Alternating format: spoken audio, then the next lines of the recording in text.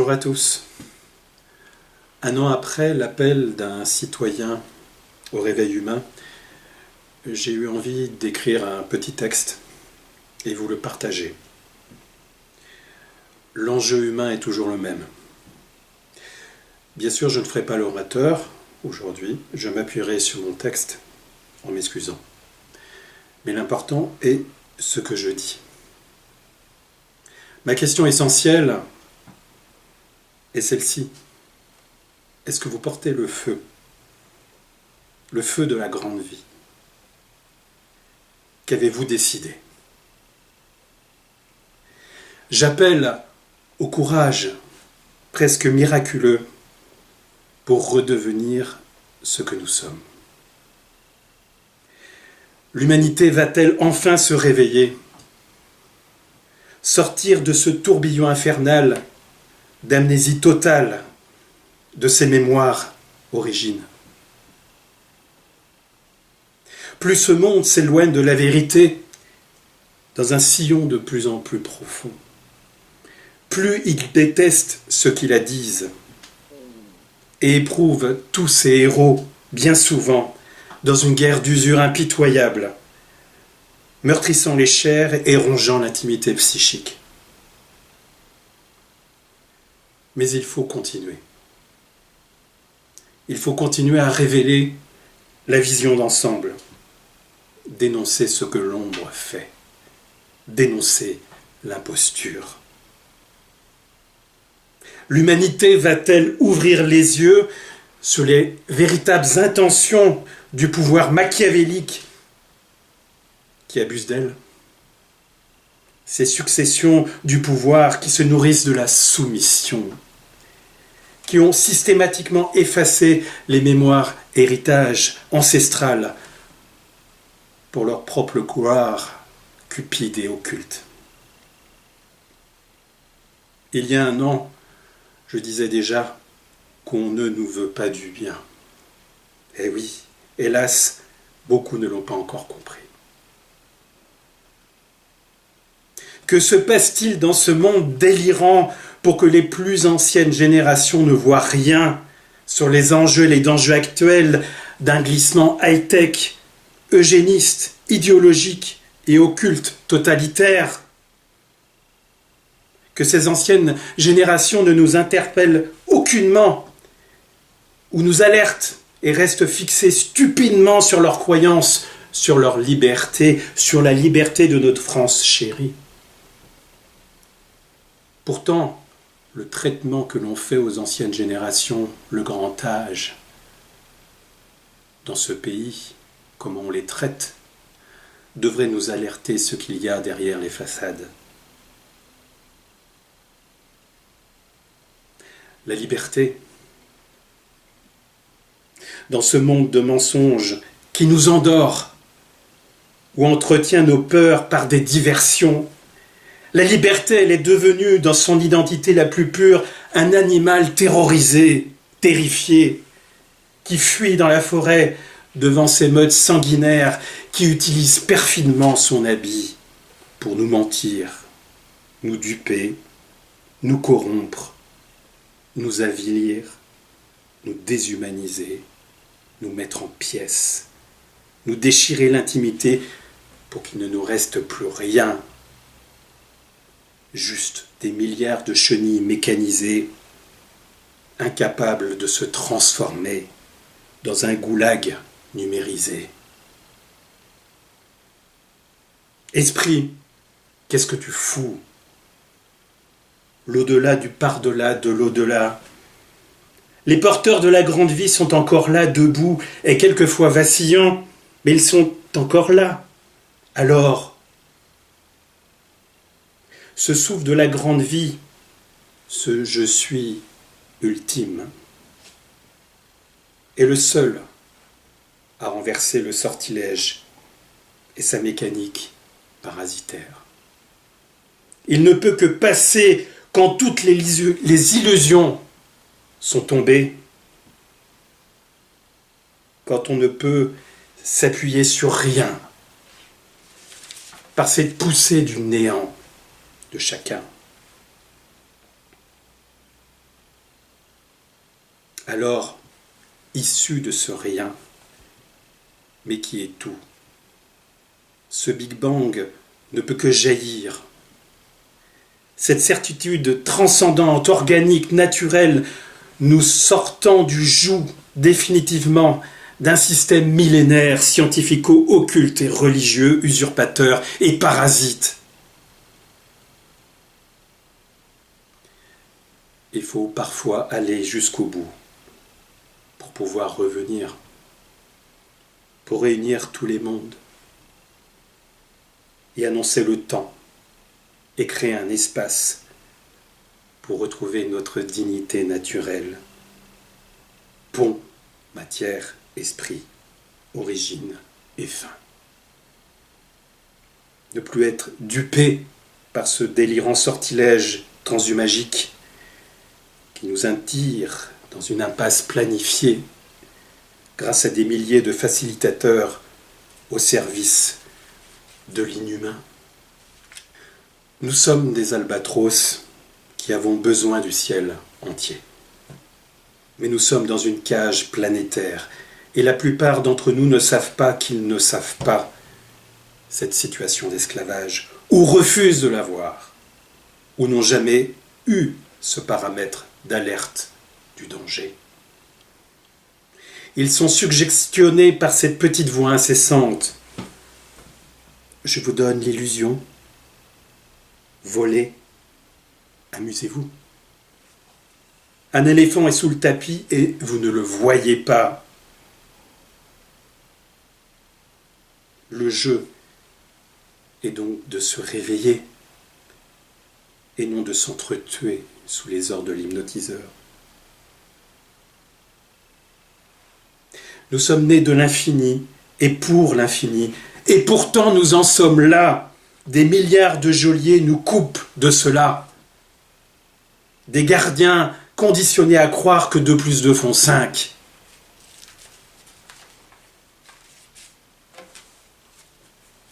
L'ouverture à la vie, c'est la possibilité de s'ouvrir à l'infini.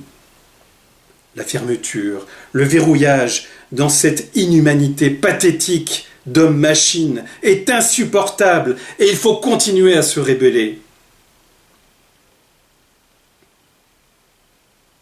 Et entretenir cet au-delà au fond de nous-mêmes, par la force de ce son non frappé, qui préserve encore notre intimité dans notre être. Que cette certitude clame haut et fort, cet empire de l'ombre, inorganique, mécanisé, ultra-technologique, adorateur du pouvoir, est condamné à l'écroulement, logiquement, inexorablement. Il est comme l'eau du mirage dans le désert. Il ne peut désaltérer celui qui a soif, ni noyer celui qui ne sait pas nager. Qui veut de ce monde? Qui veut de ce monde? Qui veut de ce monde? Quand on commence à dissiper les brouillards multiples de l'énorme supercherie visible et invisible qui empoisonne l'océan pour atteindre tous les poissons, ne sentez-vous pas, au fond de vos tripes, une trahison, un abus, un viol, un crime contre l'humanité? Beaucoup ne ressentent plus rien, hélas, hélas. Et pourtant on agite le peuple pour mieux s'en servir et le mouler dans un organe unique.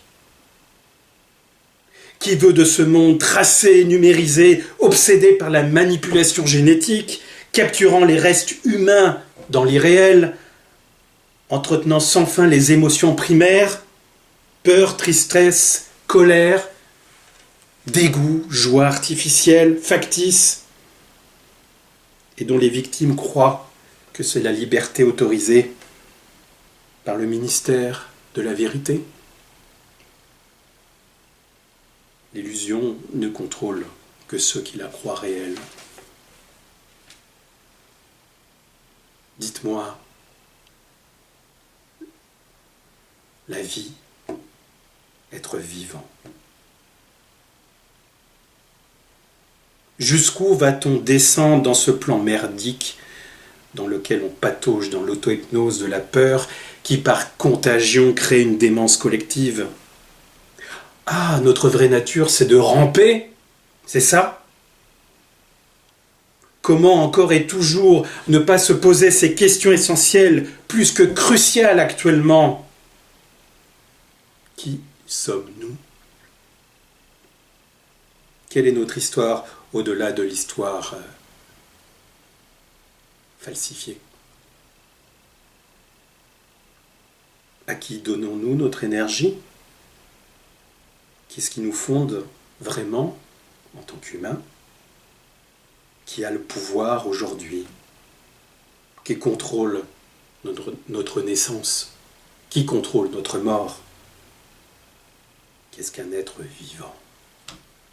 Vivant!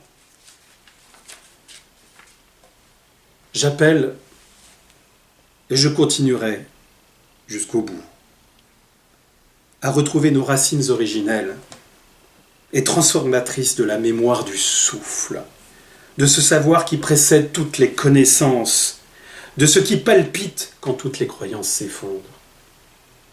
J'appelle à la survivance de l'esprit, véritable évolution vers la perspective suprême de notre humanité consciente avec un grand C, qui a compris que le présent est la réunion de tous les univers et qui utilise le potentiel sans limite qu'elle porte dans le but de libérer et non d'asservir. Quelle tragédie d'être esclave. Quelle tragédie. Avons-nous compris les répétitions de l'histoire? Assurément non. Allons-nous vers une société d'esclaves et d'esclavagistes? Assurément oui. Le pouvoir qui abuse de l'humanité, ce n'est pas quelque chose de nouveau. Et l'histoire se répète dans cet abus si grossier, si pathétique. Le carrefour est maintenant. Porteur de ce feu de la grande vie, souffrant bien souvent dans cette guerre d'usure, héros du quotidien qui savent ce que cette parole veut dire. Je porte la grande vie, je la défends. Je sais dans quel camp je suis et j'ai raison. Seule cette force tectonique peut mettre en miettes cette montagne sortilège qui nous écrase et anéantir à jamais ce monde inversé où la médecine rend malade, où les médias désinforment, où la pseudo-démocratie nous réduit à l'esclavage transhumaniste. Et plus que jamais, laisse la cupidité du pouvoir intensifier son œuvre de destruction. Et c'est là qu'est le refus de l'oubli, celui systématique depuis des millénaires, de la gestion de l'humanité comme un zoo humain, par des soi-disant pères fondateurs d'une civilisation qui se veut pensante et supérieure. Laissez-moi rire. L'histoire qui nous conditionne est marquée par un monde de guerre et de prédation, de terreur perpétuelle, d'énormes souffrances entretenues qui alimentent la roue infernale. Ce monde immonde là, ce monde vampire, ce monde parasite et tragiquement grossier, arrogant, corrompu, veut que nous vivions dans un cimetière fleuri, le meilleur des mondes entièrement connecté. L'âge d'or de la folie ultra-technologique, d'une secte mondiale où l'argent est illimité, au service de la corruption à tous les niveaux. Tant de trucs, de pièges et de niveaux d'échiquier, d'imposture. Stop! Nous ne voulons pas fleurir nos tombes. Stop, ça suffit.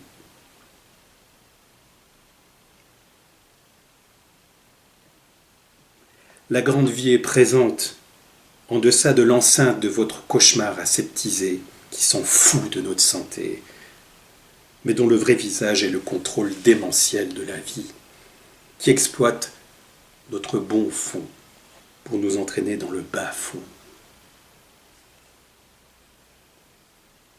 Nous allons nous réapproprier la grande vie, où la naissance et la mort ne font qu'un. Il n'y a pas de compromis. Soit on est vivant, vivant, quitte à être un vivant souffrant avec une pensée transgressive qui sait dans quel camp il est, ou on est déjà mort, réduit à une vie mécanisée de problèmes, réactions, solutions, des usines à merde.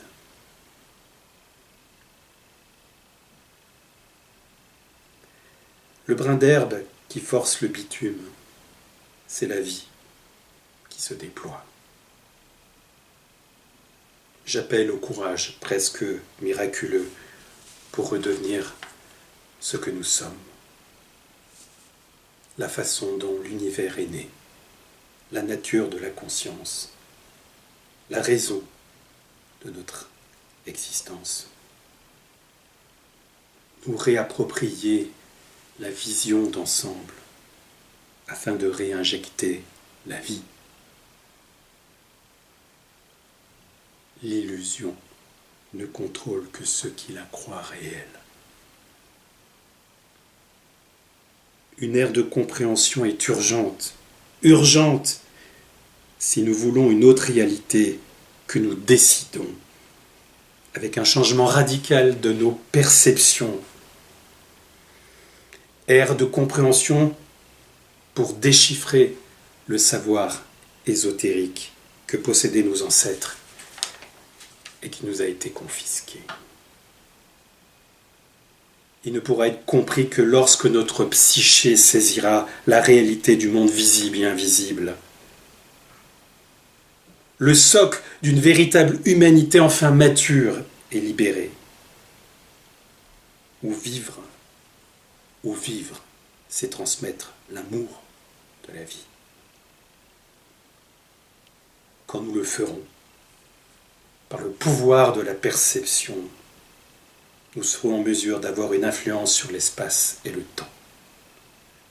Une maîtrise des vies parallèles, si différent du contrôle tyrannique sur la vie. Et donc en bousculant toutes les croyances, nous changerons le monde physique tel que nous le connaissons. Tant que la vie est là, tout est possible.